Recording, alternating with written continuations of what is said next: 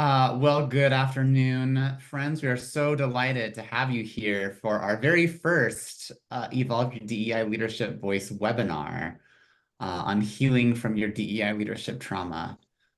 Really, delighted that you were able to join us. We have a number of folks registered, so we're expecting that folks will continue trickling in, and we'll get them up to speed as they arrive, right? So first things first, the three of us, facilitators and coaches for Evolve, will introduce ourselves, and then we'll give you an overview, right, of what's going to happen today.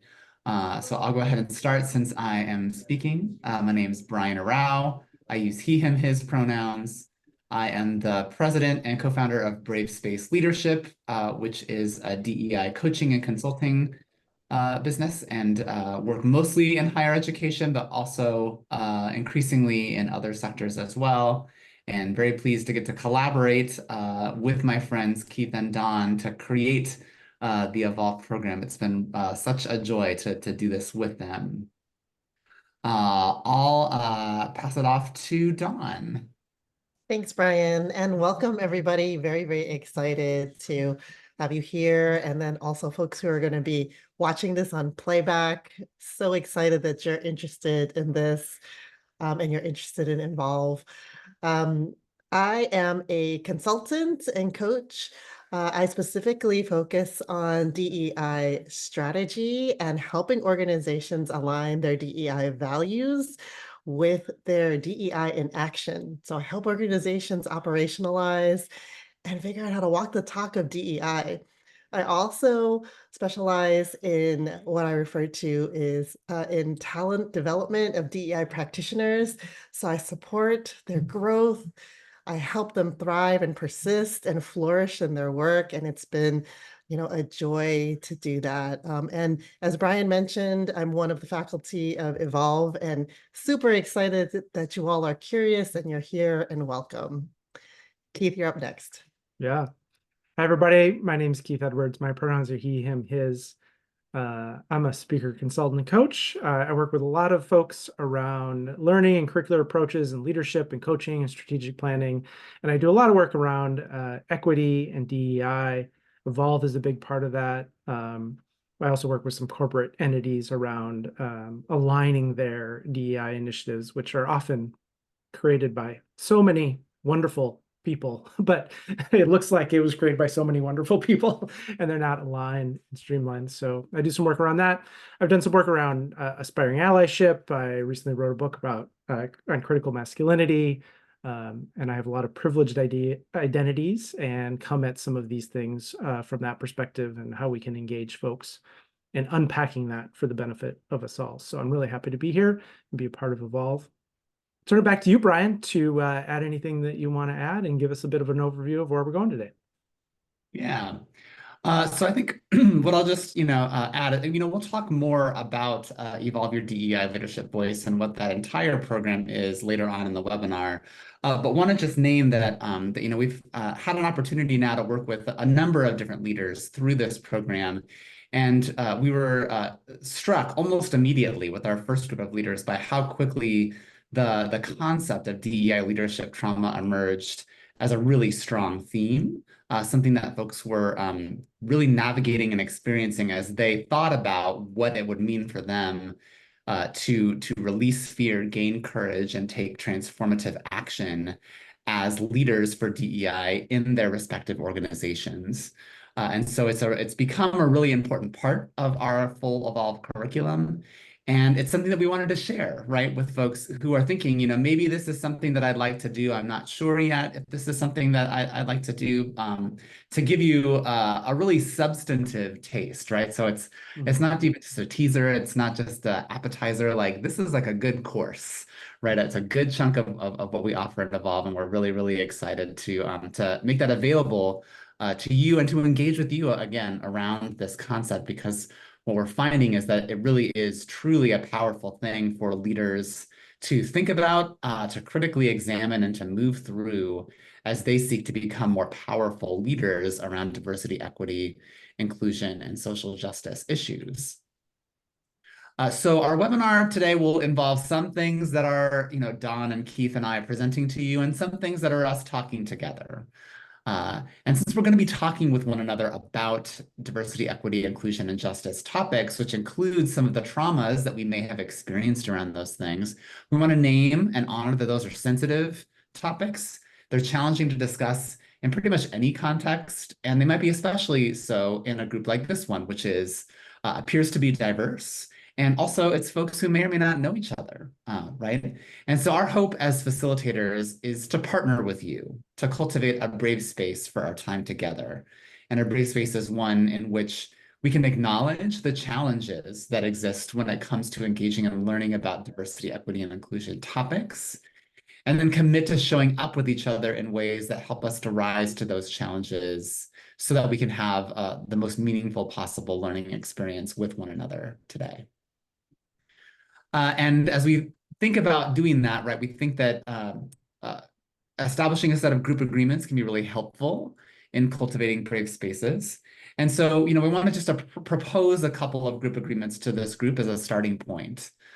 We want to ask folks to honor and make room for emotions in this space, that emotions are a really important way of knowing, not just intellect, right? Emotions are there too. And especially as we're talking about trauma, it's really critical that we make room for those and honor those.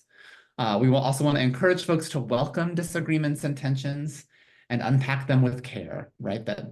Those are opportunities for us to learn and to grow when tension or disagreement might exist, and then committing to doing that in a way that is loving and caring of one another. We invite folks to acknowledge positive intentions and also account for impact when that impact is not aligned to our positive intentions. That both intention and accountability are really important. We recognize this is a challenge by choice space, right? So we encourage you to challenge yourself to the greatest extent that you are able today. And also just to be mindful of when you choose not to challenge yourself today, to be very aware of what it is that is informing that decision for you in this space. We'll invite you, right, to challenge yourself as much as possible, but we'll never push you to do that. We invite folks to practice respect for one another. And even as we say that, also acknowledge that we may also at times need to talk about what respect is, right? We may be coming to that idea with experiential and culturally rooted understandings of respect. And those can't be taken for granted, right? So it's important that we talk with one another, especially if we have questions about whether we're practicing respect. Same with the concept of no attacks, right? We don't want to have any personal attacks in this space. And we distinguish between attacks on a person and perhaps respectful challenge or pushback against or an alternative perspective, right? Based on something we may say in this space or something we may do in this space.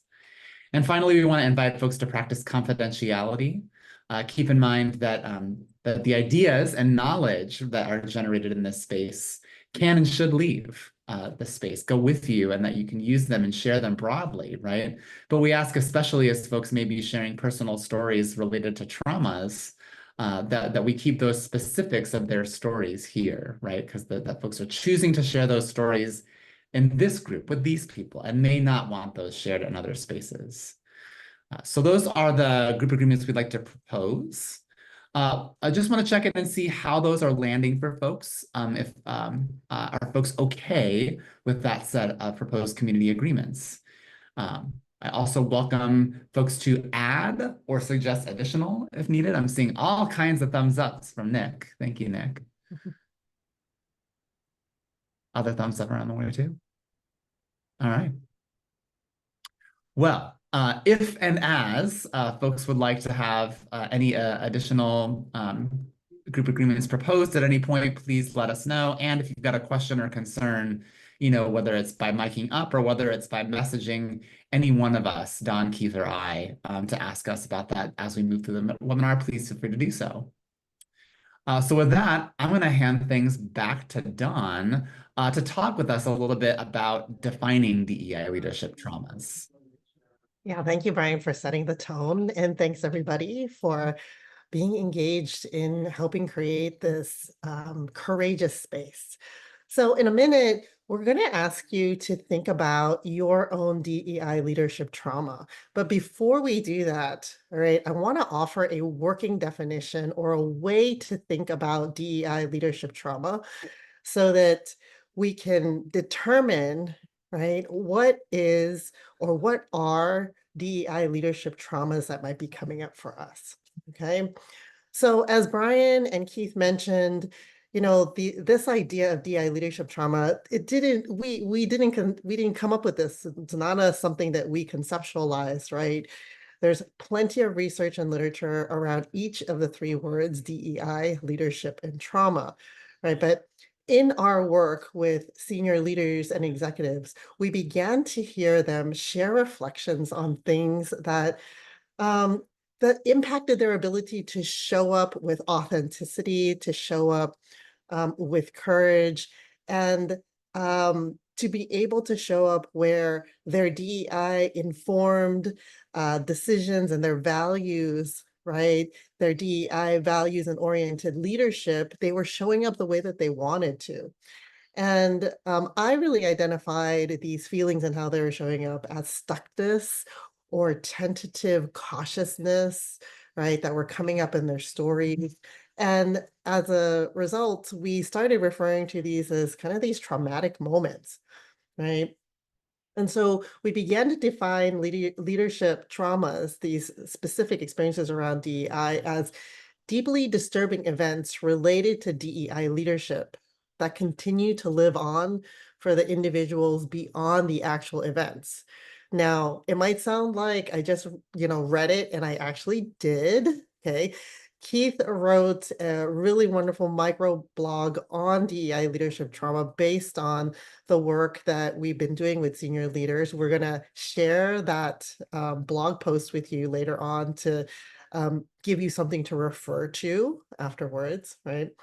And so when we think about these deeply disturbing events, these are experiences that can be deeply distressing and have the potential to overwhelm an individual's ability to cope. Okay. So these experiences perhaps are things that maybe decisions that you made that didn't land well, even though you had really, really good intentions, or they may be experiences in which you became the target of criticism. Maybe you were called out because of your institution, your role in your institution or your function, or perhaps you experienced trauma vicariously because you supported someone who was going through their own DEI leadership trauma, or you witnessed others' experiences with DEI leadership trauma, right? Some other specific examples might include, you might have sent an email and it didn't land well, right? And you screwed it up in some way. Or maybe you were attacked, right, by a group of folks who ended up threatening you, right? And where you felt like you did everything right, but you still got attacked, right? So these are two examples of some very individual and also some very extreme examples of DEI leadership trauma. So returning to the original question, right, I want you to take a second to engage in some of your own self-reflection. Now, we're not going to make you share, right? So just take a couple seconds to think about what's coming up for you and what is your DEI leadership trauma that is immediately coming up for you as you're listening to me share this working definition.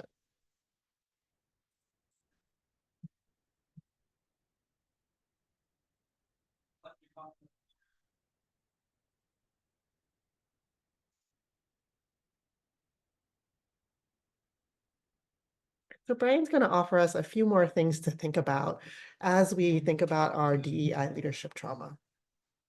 Yeah. So as you were reflecting on your own personal DEI leadership traumas, we also want to offer and acknowledge that it might also be really important in that process to consider how those traumas intersect with our identities. And in particular, I want to name that there can be intersections, specific kinds of very difficult intersections with our minoritized and systemically marginalized identities. When we think about traumas through those lenses, it becomes easier for us to see how a trauma can be compounded by our experiences of racism, sexism, cis-sexism, homophobia, transphobia, ableism, the list goes on. of different forms of systemic marginalization and minoritization. And we might ask ourselves through that lens, or without awareness of that lens, right? We might be looking back sometimes on those traumas and asking ourselves, did that trauma happen to me because of my minoritized identities? Would this have happened if I didn't bring that into my leadership, if that wasn't present? Sometimes we know the answer, right? Sometimes we know for sure they did, right? Someone may have been very explicit about that. And so it's not a question. A lot of other times, though, we don't know, right? It's more of a hunch we have or a wondering we have, but that can make it even more difficult, oftentimes to move through that trauma, to heal from that trauma. It often also makes the trauma worse, right? It deepens the trauma. I also want to name that we might be contending with internalized oppression, right? And when we experience DEI leadership trauma and, right, we're also experiencing internalized oppression, then that trauma can lead us to increased feelings of self-doubt, of worthlessness, of failure, right? This happened because I'm not enough. This happened because I am lacking something important, and that's why I had this experience, right? And so again, that can be true regardless of what our identities are, and we really want to name and acknowledge that when we are also bringing minoritized, marginalized, and systemically impacted identities, that those things can also show up in these traumas in really unique ways. So with that, I want to kick it back to Dawn to talk a little bit more about traumas and what makes this concept important.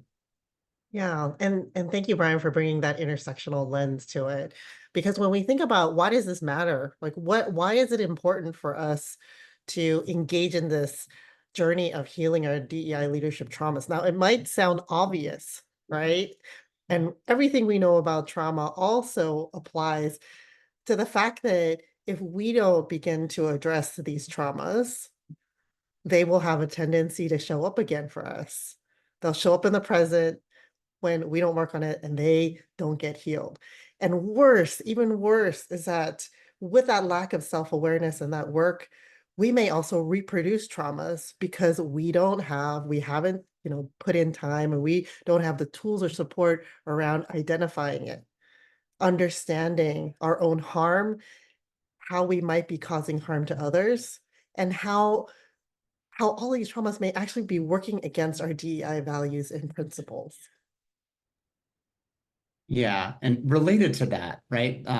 We want to just acknowledge that when you're leading diverse groups around DEI, you have to be able to lead with and to practice empathy, compassion, and understanding, particularly for folks who are stumbling through maybe early phases of their DEI learning processes, maybe much earlier stages of those processes than you and other people who are around them in their community.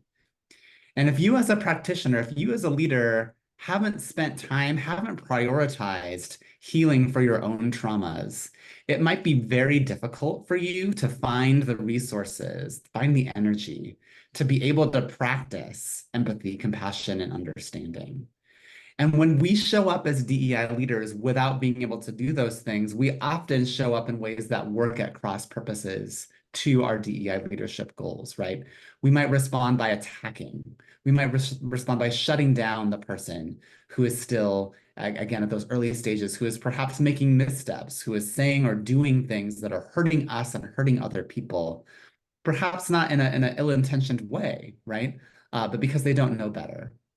Or they haven't learned, right, to show up differently.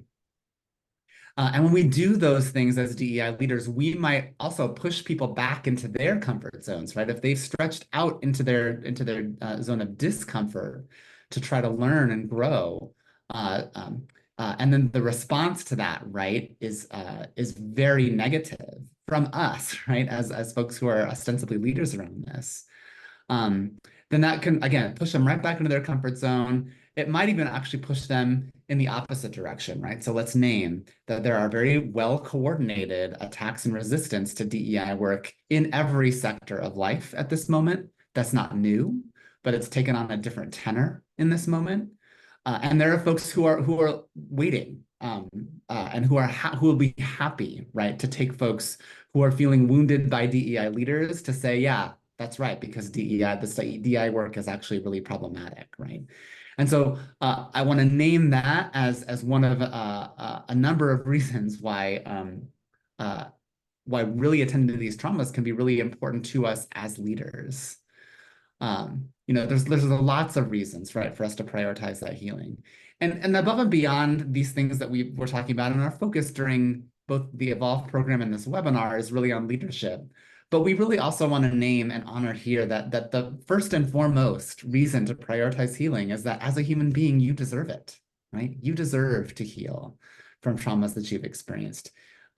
You deserve to not experience them in the first place, and acknowledging that we are currently living in and have been living under conditions that continue to inflict those traumas on us. That it's important to acknowledge you just deserve as a human to experience healing around that, right? And that's part of what we hope that this work that we're offering for you today might help you to do, is to heal to the greatest extent possible.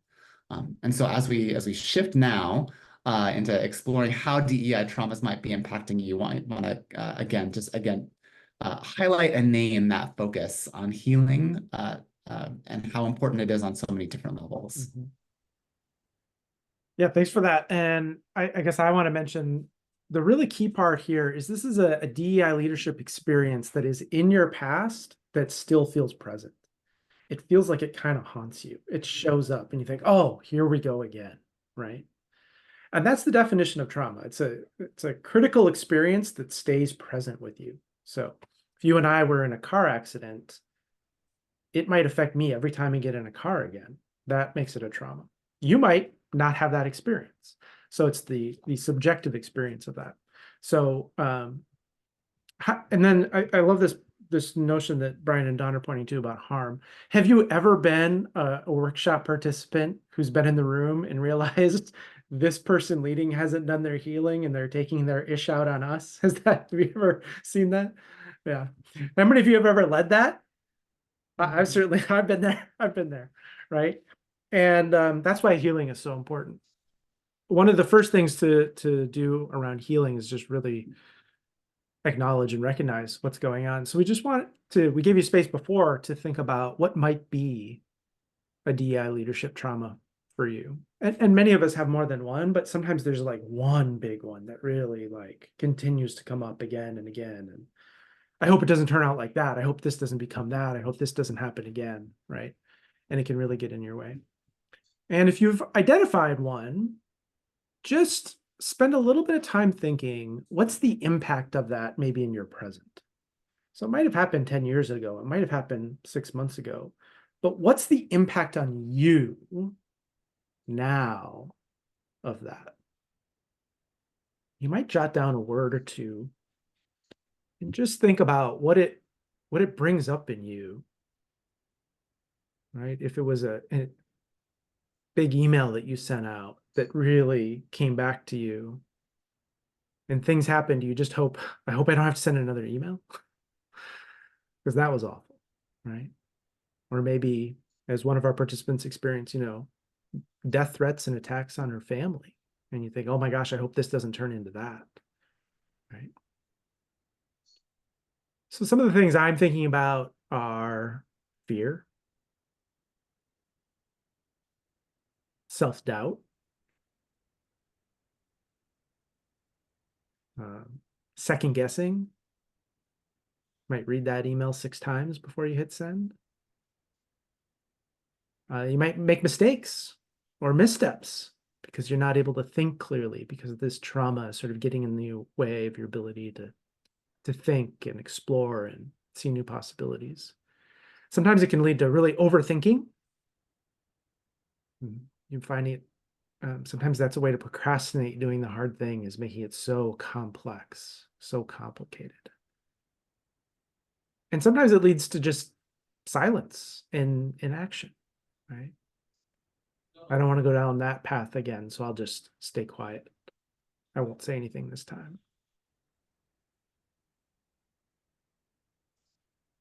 Maybe you connect to some of those, maybe you're connecting with other things, but we'd just like to invite you all in the chat just to share a word or two about sort of the impact. You don't have to share your trauma. You don't have to share the whole story. That can be quite personal, but what's the impact of it in your present? How do you notice it showing up for you? It'd be great just to hear or just to read in the chat from a few of you some of the things that you're experiencing.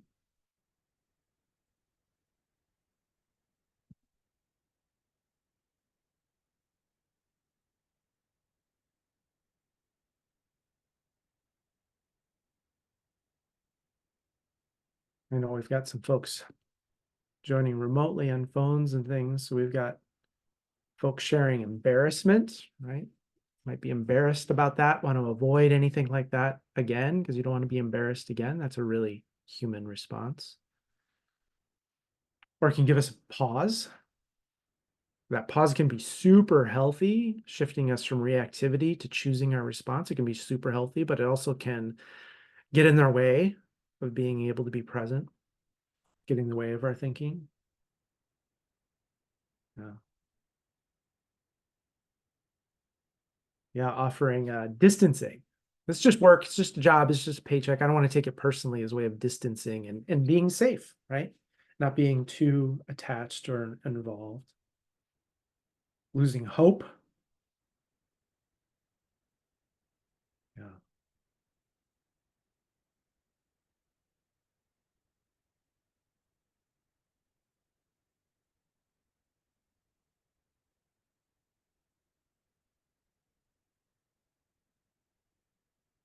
So just think about what you wrote down if as you're thinking about your DEI leadership trauma. Again, something in the past that stays present with you, that keeps showing up over and over, and the impact on you. You can read in the chat or listen to some of the ones that I shared, but I think it's really helpful.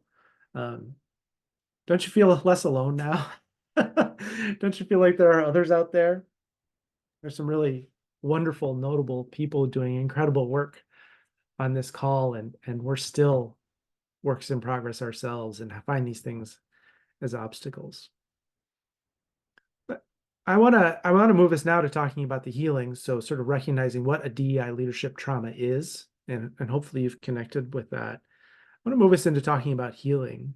And not only did we notice this coming up in our participants, but we started to notice, actually quite unintentionally, that we were moving our participants through this healing process. Once we started to see that, we really wanted to be intentional about it and provide some structure to it. And so we were bantering about some different ways of thinking about this. And I think Brian was the one who realized we could have them all start with R, which is a great mnemonic. And so the process to healing, and healing isn't getting over it or putting it behind you, right? That's actually super unhealthy. Healing is integrating it in to your wholeness. And I think one of the ways we talk about these is we want to, with evolved participants, we want you to recognize your DEI leadership traumas, and we want to shift it into something that can serve your DEI leadership rather than get in the way, that actually strengthens your DEI leadership, that help it become a better part of your leadership going forward.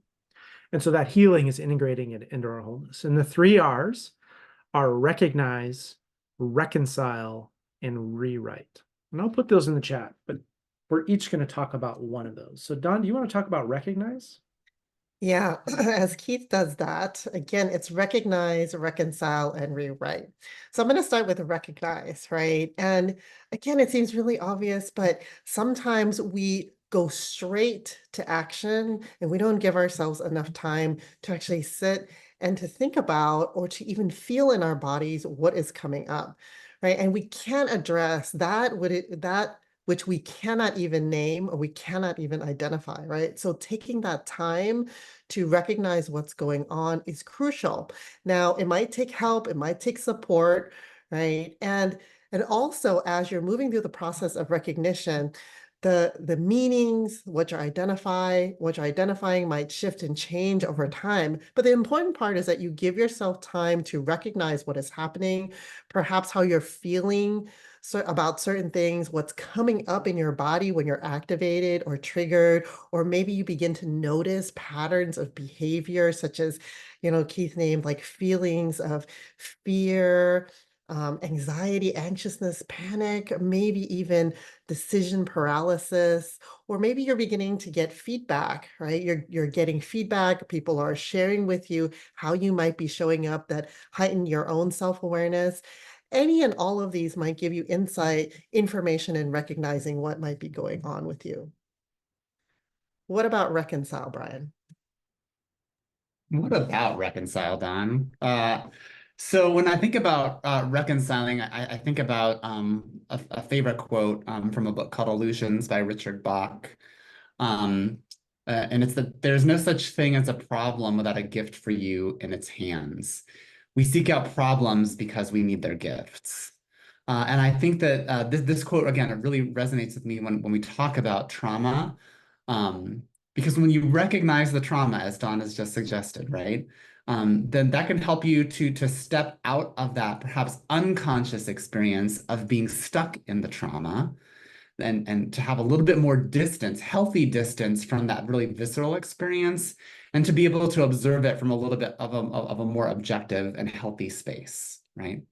And when you can observe the trauma from that kind of a space, that can help you to actually search within that experience more effectively for the gifts, right? If they're there, what might be helpful or valuable to you from that experience now and in the future. Not saying that we're glad the experience happened, right? Not saying that it's okay that the experience happened. And also saying there may be some gifts in that experience that we can utilize moving forward, right? And so there's a number of questions that might be helpful to explore during this phase of trying to reconcile, right, with that trauma. Some of those examples are, what aspects of this situation might I not have seen or noticed when it was unfolding, right?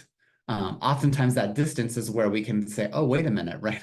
I was so in my emotions in that moment that I didn't even see these other things. I didn't even perceive these other things that were happening. Then you can ask yourself, what are the stories that I've attached to the people involved in this situation, including myself, right? Once you know what those stories are, that person, is terrible. I failed, what have you, right? Then you can ask yourself, how true are those stories really, right? And what other stories could be true? So it doesn't mean that you're wrong necessarily. It doesn't mean that the initial stories you attached are incorrect.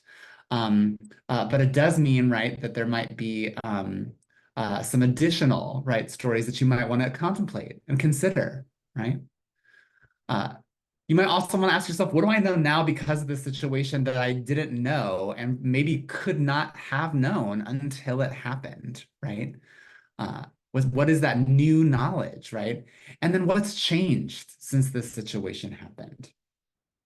So when you engage in that kind of a process, these are just sample questions, right? There's other ones you might want to explore as well. But when you engage those kind of questions in a process of reconciliation and reframing of this trauma as a learning experience, a means to cultivate new strength, right? There's a lot of research out there about post-traumatic strength, which I think is really relevant here too. Again, as Keith said earlier, it's not about ignoring or leaving behind trauma, pretending it doesn't exist. That's not reconciling, right? It's about acknowledging this is a part of my past, right? This is something that has happened. I can't be changed, but I do have the agency now to integrate that experience into who I am now in more healthy ways, in ways that serve me, in ways that serve the people who I lead, in ways that serve this diversity, equity, inclusion work to which I'm committed. In other words, it's about finding the gifts, right, in the experience, rather than losing them, right, because of the pain we feel, which is legitimate, right? The pain is legitimate. But we don't want that pain to lead to us losing the opportunity to learn and to grow as a result of the experience as well. And once we've done that, it's easier for us to then consider the rewrite component, which Keith is going to talk with you about. Yeah, I think about the reconcile as separating out the wheat from the chaff, separating out the lessons that we can serve us that we want to take forward, and separating out the things that don't serve us that we maybe learned and trying to protect ourselves from that harm again, right? What do I need to let go of, and what do I want to hang on to? And I think once you learn what you want to hang on to, then you can move into the rewrite. So the rewrite is, now that you've recognized it and you've learned from it, and also learned what you want to let go of, let's do it over again. Let's go back to it. And this can be literally rewriting through a journaling experience. It can be remembering and envisioning, maybe through a meditation practice or a prayer practice. It can be with a coach. This is something we often do and evolve in conversations. If you had to write that email all over again, what would you do? I would have consulted a lot more people before I sent it off. I wouldn't have been in such a hurry. Why did I think I had to be in such a hurry? I now know it could have taken a little bit more time. And so that's a good thing to learn. So the rewrite, now with the learning and the processing and the support, and also the new skills and capacities and knowledge you have, now how would you learn that with this perspective, with your learning, with the tools, and as Brian mentioned, that distance, that healthy distance. So now that I have that healthy distance from it, how would I go back and do that over again? And sometimes the outcome just wasn't good, but I'm proud of how I handled it. Or I'm proud of how I handled it, except for these two little things. If I could have changed them, that really would have benefited. Or sometimes you would just completely change how you handled it entirely. And I think going back and saying, if I were able to redo that all over again, how would I do so that I'm proud of myself, right? Which doesn't mean it would be easy or everyone would like it, but so that you could be proud of yourself can be really helpful. And going back and redoing that, that same situation is very unlikely to ever happen again, but the learning and the application can really support you. I don't know about you, but when I get in a conflict, I often don't know really what to say. But then on the drive home, I'm like, oh, that would have been the best line ever. Why couldn't I think of that? Right? The rewrite is kind of like that, going back and saying, all right, now that I have perspective, now that my biology has calmed down, how would I want to do that? And you can do this in relationship, you can do it in self-reflection. And it's remarkable how restorative and reparative, saying, if that same exact thing happened again, I am so much more equipped. I have thought about it, I have processed it. I would go into that completely different. And then you can apply that and you feel more confident going into unknown situations. You feel more capable. You feel more calm giving that opening talk before the speaker, whatever the case might be. So one of the things that we want to invite you to think about is, what might it take to help you move from this DEI leadership trauma that is showing up in your present? Where are you at in your healing? Are you just recognizing it? Or maybe you're having a hard time recognizing it as we have this conversation. Is reconciling where you want to put your focus? How do I want to sort out what I need to let go of and what I want to learn from that? And it just all feels like this awful experience I just don't want to think about, right? That might be a place where you want to go back and begin to unpack and reconcile. Or have you learned what to let go of and what to hang on to, and you want to go back and maybe rewrite it or re-engage with it or reprocess it? Just think, where are you at in your own healing journey? Which of these 3 R's would be most healing for you to focus on next in your own journey? We're going to have a little space for some questions and some comments here in a little bit. But so you can think about how you want to engage, or if there's anything you want to offer or anything you want us to circle back to or explore, we're happy to do that. But I want to give Brian a little bit of space to talk a little about Evolve, and then we'll come to some questions. Thanks, Keith. So, there's a million things that Keith and Don and I really are loving about this work that we get to do with leaders through Evolve. One of them is that it really is an ideal space for practicing these 3 R's, among other DEI leadership challenges that are facing senior leaders across all different industries. What is it about the program that makes it so well suited for this kind of work? That there's a number of things that we want to highlight about the nature of the Evolve program. First of all, the structure of the program is such that there are multiple kinds of supportive spaces, one-on-one coaching as well as group coaching, which often don't exist otherwise for senior leaders to unpack things like DEI leadership traumas, right? Hard enough, right, even to name that we have a DEI leadership trauma. Even harder sometimes to find people in our lives who we trust enough to share those with and to unpack them together with, right?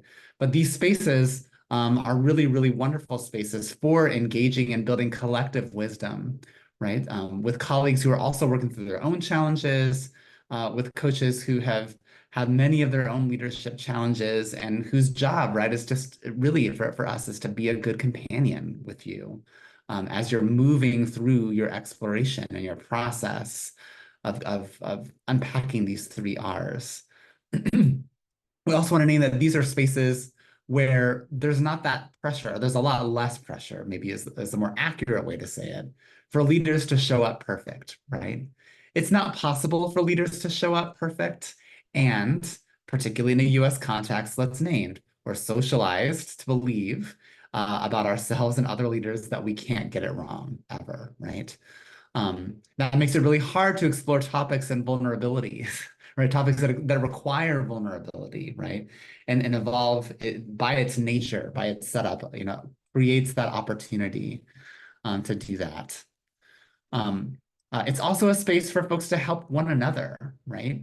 So one of the things that's been so wonderful for us to observe is that participants in Evolve from different organizations, different sets of responsibilities, do very different things in some regard from day to day, but who are aligned and united around this idea of we really want to grow in terms of our capacity to lead our organizations around DEI issues. To be able to talk about those challenges with each other and to work with each other and to offer one another wisdom. That's a very powerful way, actually, that a lot of folks are doing some of that rewriting of their own traumas, right? This is a chance for me, right, to help somebody else who's moving through something similar, to experience something different, right?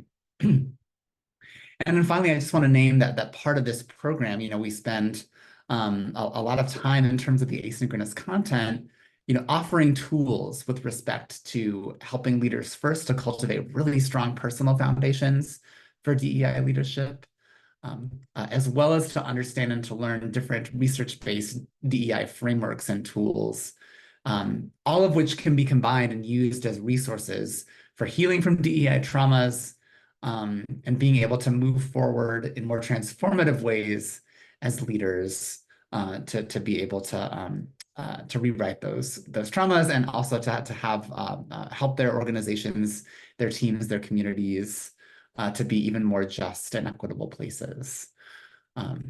So, of course, acknowledging there's many different places that you could do that and want to name, right, the ways that Evolve is really, I think, well aligned to those kinds of objectives. Awesome. Thank you, Brian, telling us a little bit more about Evolve. At this point, we want to open it up to some of you. Are you connecting with the DEI leadership trauma? Do the 3Rs seem useful? Does this feel like something you're connecting with? Do you have a question? Is there something you want to share? We've got a small enough group. If you just want to chime in, you can do so in the chat, but we'd love to have at least a couple of you unmute and offer something for the group.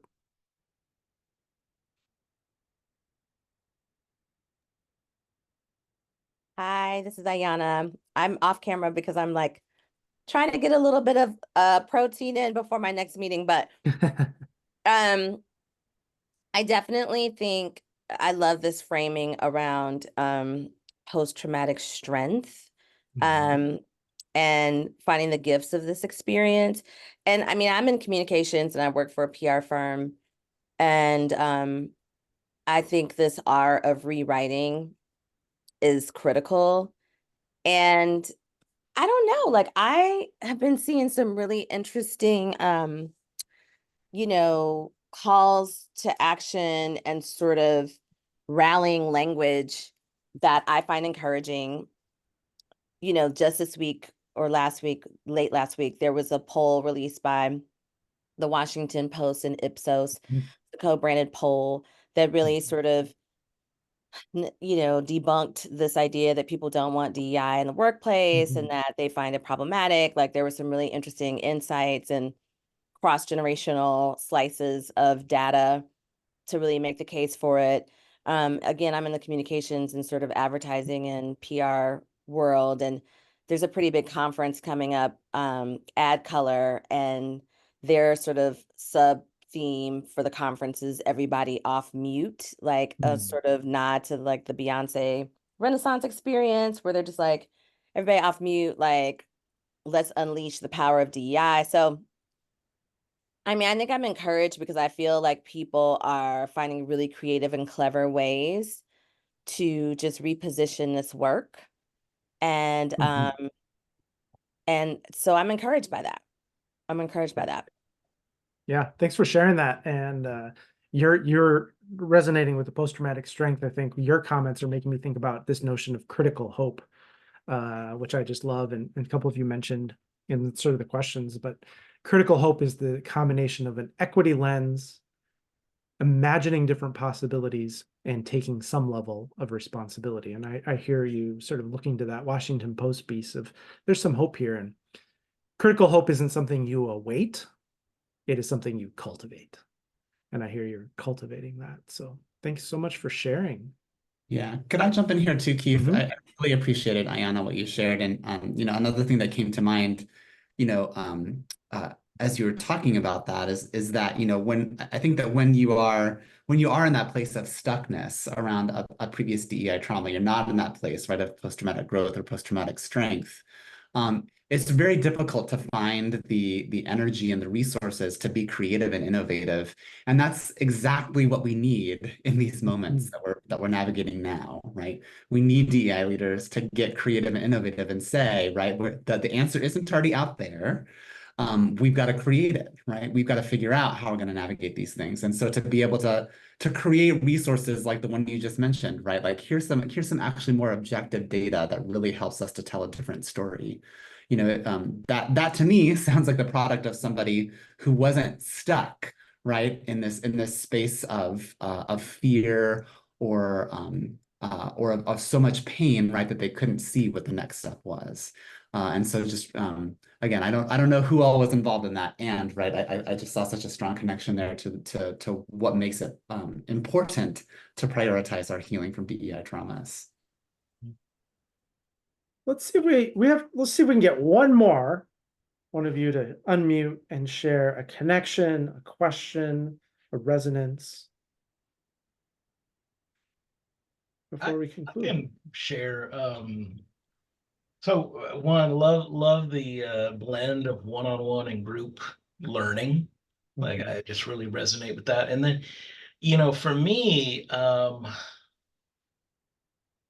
just am seeking how tools individually for myself, and also what could it look like to rewrite the narrative about DEI work in my place here, in a context where it's legislated restrictions and pushing against, there's existing systems have been working against DEI for hundreds of years, but the opt-out, I'm gonna call it the opt-out culture that I notice now that is really evident. And I've got some pain around that, seeing friends of mine or colleagues that I'm like, will say, well, I don't know, if we need to do that anymore because of the legislation.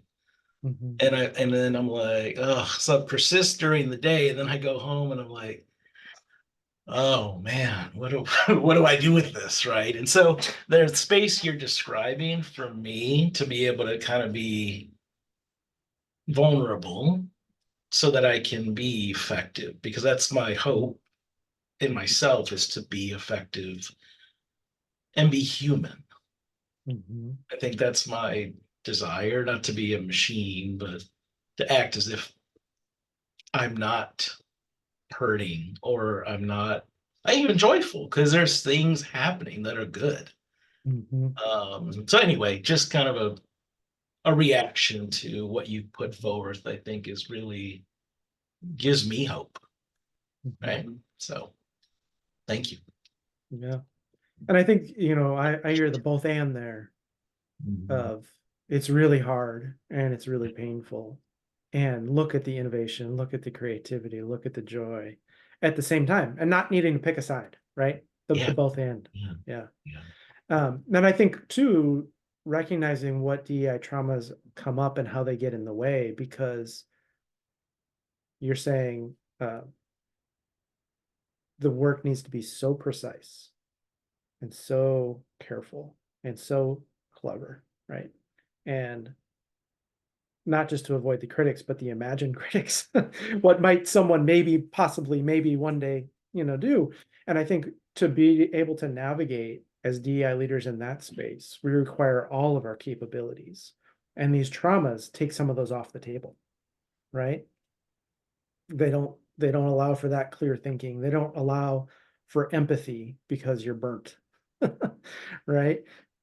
And so that's where I think the healing, it allows you to bring all of yourself to it. And we hear from participants saying, there's a DEI thing I was so embarrassed and so ashamed of. And now it's a story I tell because it makes me relatable. It makes me, I did that too. And here I am. Whereas before I was so afraid someone might name it, right? That I changed my name from this to be more accommodating. And now I proudly share that story because so many people relate to that, and I share it, and then what I learned from it, and the pain it caused me, and just there's a lot of that. And I think how do you bring all of your talents and capabilities and humanity, because we need all the Jacob Diaz we can get. Yeah. Well, thanks, folks, for sharing. We know you probably have another thing at the top of the hour. Dawn, do you want to move us to concluding? Yes, yes. And thank you again for being here. Hopefully you got a really nice taste of what the Evolve experience can be like for you. Brian, Keith, and I are super committed to the idea of Evolve not only as a space for growth for senior leaders, for executives, right? But we want to continue offering these webinars so that you can continue to grow and to think about ways in which Evolve might be right for you and also for others. So we invite you to look at the Evolve website that we put in chat for you. Don't leave without taking a second to look at that. And then also, Brian and Keith and I are going to drop our calendar links in chat for you in case you just, you want to talk a little bit more, you have any questions, you want to learn more about Evolve, or maybe you're like, you know what, I know someone who would be, great, or maybe I myself, want to do that. We want to make sure that we give you time. We will follow up this session with this recording. Earlier, I referenced the link to Keith's blog that he wrote about DEI leadership trauma that, we all talked about and conceptualized together. And again, thank you so much for being here. We're going to stick around for the last couple minutes in case folks have any questions or anything that, came up for them. We're here for you as a resource. And on behalf of Brian and Keith, we wish you well, and we hope to stay connected with you in your journey to becoming more courageous, to release fear, and to grow your DEI leadership voice. Thanks for being with us today. This is awesome. Thank you so much. Of course. Thanks, Thank you all everybody. very much for your engagement. Thank you.